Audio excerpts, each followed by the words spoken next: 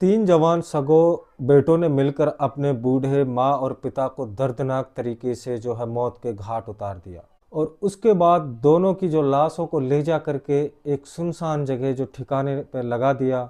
और तीनों भाई हैं जो वापस घर आ जाते हैं कि जैसा कि हमने कुछ किया ही ना हो, और बड़ी सुकून के साथ में ऐसे रहते हैं कि जैसे वो पहले से रहते आए थे।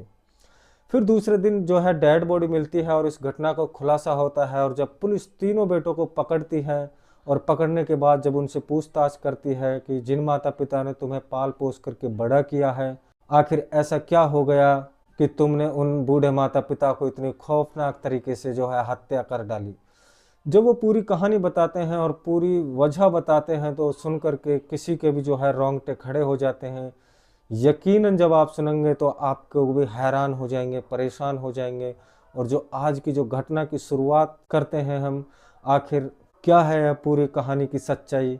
दोस्तों, आप लोगों से कहानी शुरू करने से पहले एक छोटा सा अनुरोध रहेगा कि हमारा जो चैनल है इसको सब्सक्राइब कर लेना और वीडियो को अंत तक ज़रूर देखना है और वीडियो को लाइक भी कर देना, जिससे कि हमारा हौसला है जो अफजाई रहे। दोस्तों, एक घटना है उत्तर प्रदेश के श्रीवस्ती जिले की। वहाँ का एक इकोना थाना लगता है और उसी थाने के अंतर्गत एक गांव पड़ता है, खोपा पोखर गांव। उसी गांव में 23 नवंबर की सुबह सुबह होती है और अपने किसान भाई होते हैं जो अपने खेतों में काम पर जा रहे होते हैं। तो वो देखते हैं कि जो रोड के किनारे रास्ता है वहाँ पर झाड़ियों से दो लोग पड़े हुए हैं। और जब वो लोग किसान होते हैं वो पास जाकर देखते हैं तो वो दो लोग, एक तो जो पूर्व प्रधान जो पहले पहलवान रह चुका है और उनका नाम था रोशन खान, और दूसरी उनकी पत्नी जिनका नाम था वसीला। दोनों वहां पर पड़े हुए अचेत हालत में उनको जो उठाया जाता है और फौरन उन्हें अस्पताल लेकर भागते हैं गांव के लोग। और जो ये दोनों थे पति और पत्नी, इनकी जो हालत देख करके ऐसा लग रहा था कि इनको बहुत ही ज़्यादा मारा गया है। ये लोग हैं जो होश में नहीं थे, बेसुध थे। जब दोनों को हॉस्पिटल लेके पहुंचते हैं तो डॉक्टर देखते हैं और डॉक्टर बोलते हैं कि इन दोनों की तो मौत हो चुकी है। और वो फौरन गांव को ये खबर है क्या वसीला खान और रोशन खान की डेड बॉडी ऐसे पड़ी मिली हुई है और दोनों की मौत हो गई है। यह खबर जैसे ही उनके बेटों को पता चलती है तो उन दोनों और उनके तीनों बेटों, जिसमें एक का नाम होता है हसीब, दूसरे का नाम नसीब और तीसरे का नाम मुसीब होता है, इन तीनों बेटों को जैसे ही पता चलता है तो तीनों जो बेटे होते हैं जो कि रोने लग जाते हैं और रोते बिलखते हुए अस्पताल की तरफ भागते हैं। अब पुलिस भी है जो मौके पर पहुंचती है और इकोना थाने में अब यह सवाल था कि जब उनके बेटों की आंख खुली थी उन्होंने अपने माता पिता को क्यों नहीं देखा, और माता पिता घर से कब निकले थे और रात को वो घर पर नहीं थे या थे। अब पुलिस है जो पूछताछ शुरू करती है और तीनों बेटों से, क्या तुम्हारे माता पिता कहाँ पर थे। अब बेटे हैं जो बताते हैं कि रात 22 नवंबर की रात तो माता पिता घर में ही थे और वो हमारे साथ सोए थे। लेकिन उसके बाद रात के टाइम ये बाहर कैसे चले गए और किसने इनकी हत्या की है, अब बड़ा सवाल ये भी था।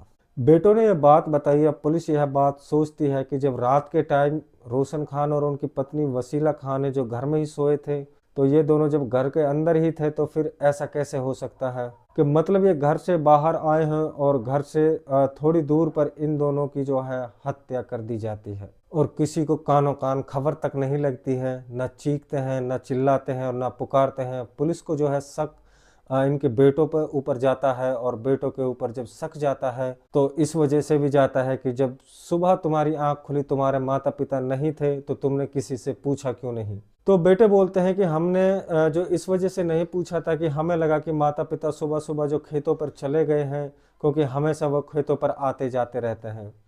अब पुलिस है जो रोशन खान के बारे में जो पूरा बायोडाटा निकालना शुरू करती है तो पता चलता है कि रोशन खान की जो पहली पत्नी थी उनसे ये हसीब और नसीब दो बेटे थे।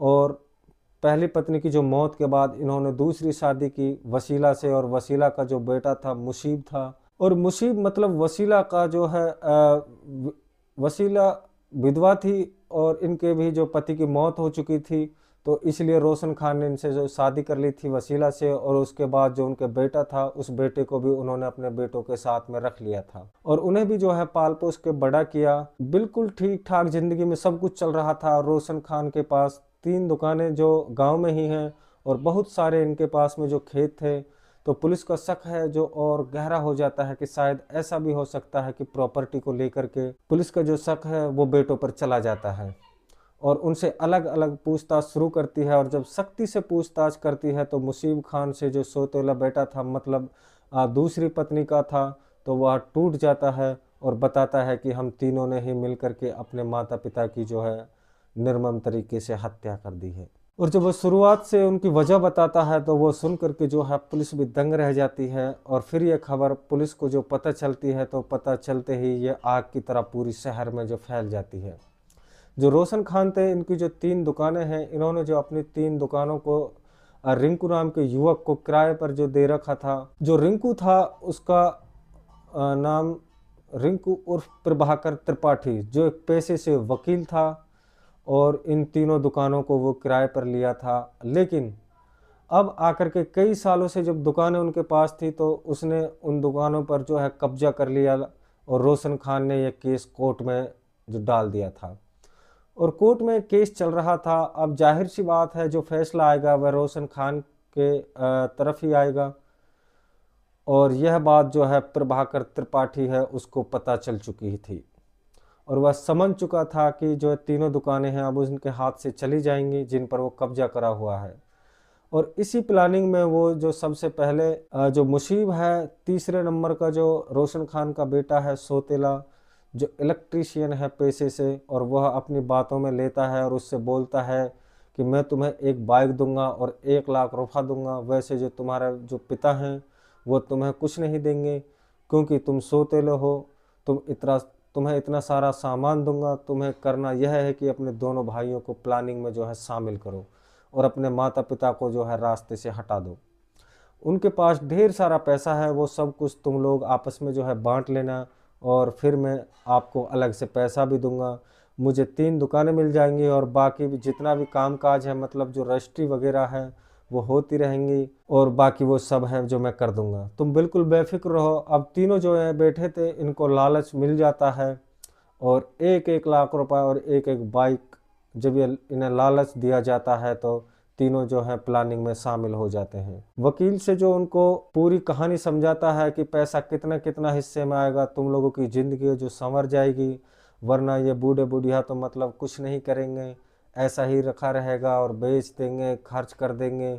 लेकिन मैं तुम्हारी जो जगह को बहुत अच्छे दामों में बेचूंगा और बहुत अच्छे जो तुम्हें पैसे मिलेंगे और कुछ पैसे जो है मैं तुम्हें भी दे दूंगा। अब वो जो तीनों लड़के होते हैं वो तैयार हो जाते हैं मिल करके। 22 नवंबर को जो बांस होता है उससे तीनों ही बांस और डंडों से अपने माता पिता को जो सर पर ताबड़तोड़ हमला कर देते हैं। जो बूढ़े माता पिता थे वो कुछ समझ नहीं पाते कि जिन बेटों के लिए उन्होंने प्रॉपर्टी बना के रखी थी वही बेटे उनके ऊपर डंडों से बरसात कर रहे हैं और जिन बेटों को उन्होंने पाल पोस करके बड़ा किया वही उनके जो है जान के दुश्मन बन चुके हैं। आखिर में बेटे अपने माता पिता की जो है हत्या कर देते हैं और डेड बॉडी को यह लोग रात के टाइम में ही थोड़ी दूर ले जाकर झाड़ियों में फेंक देते हैं। उसके बाद से घर में आके बड़े सुकून और इत्मीनान से सो जाते हैं और ये प्रभाकर जो त्रिपाठी होता है उनको फ़ोन करके बताते हैं कि काम हो गया है और वो भी बहुत ही ज़्यादा खुश होता है। लेकिन यह सब जो प्लानिंग इतनी ख़राब थी कि पुलिस जो है फ़ौरन समझ जाती है और बेटे उनको गिरफ्तार कर लेती है और पूछताछ में जो है पुलिस ने प्रभाकर त्रिपाठी को भी जो गिरफ्तार कर लिया। दोस्तों, अब आप लोग जो जान लोगे कि एक वकील को प्रॉपर्टी हड़पने के लिए उन्होंने अपने 3 लड़कों से, उन्हीं के बेटों से, उन्हीं के माता पिता की जो है निर्मम तरीके से हत्या करवा दी है। दोस्तों, इस कहानी के माध्यम से हमारा किसी का दिल दुखाने का उद्देश्य बिल्कुल भी नहीं था और यह एक सच्ची कहानी है उत्तर प्रदेश की। दोस्तों, हमारी कहानी में कोई ना कोई जागरूकता जरूर छुपी होती है। आपसे फिर मिलते हैं हम एक नई वीडियो के साथ। तब तक के लिए हम लेते हैं अलविदा।